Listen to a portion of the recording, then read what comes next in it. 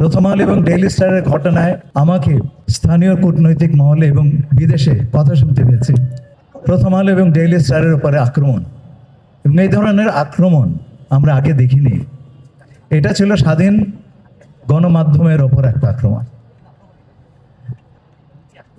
ভয় ভীতি প্রদর্শন, অগ্নিসংযোগ, জানমালের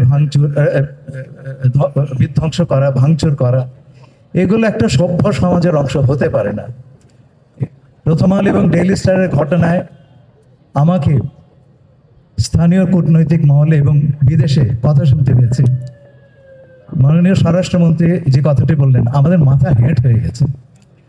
আমরা আজকে একটা প্রতিজ্ঞা করতে পারি যে এই ধরনের ঘটনা আমাদের দেশে আর ঘটবে না, এবং এই প্রতিজ্ঞাটি সারা সমাজকে করতে হবে। বিএনপির যে ম্যান্ডেট, এই ম্যান্ডেট বাংলাদেশের ইতিহাসে সবচেয়ে শক্তিশালী ম্যান্ডেট, এবং সরকারের পক্ষ থেকে মাননীয় স্বরাষ্ট্রমন্ত্রী যে কথাটি বললেন, আমরা আমাদের কথাটুকু রাখবো। এছাড়া আমি প্রথম আলো এবং ডেইলি স্টার পরিবারের প্রতি আমার গভীর সমবেদনা জানাচ্ছি। তারা যেন এই ধ্বংসস্তূপ থেকে, ভস্যের উপর দাঁড়িয়ে থেকে আবার তাদের প্রতিষ্ঠানগুলো সুন্দরভাবে গড়ে তুলতে পারেন, এবং বাংলাদেশে সত্যিকারের স্বাধীন এবং দুটি গণমাধ্যম হিসেবে আবার তাদের কর্ম সম্পাদন করতে পারেন, সেই আশা আমি করছি।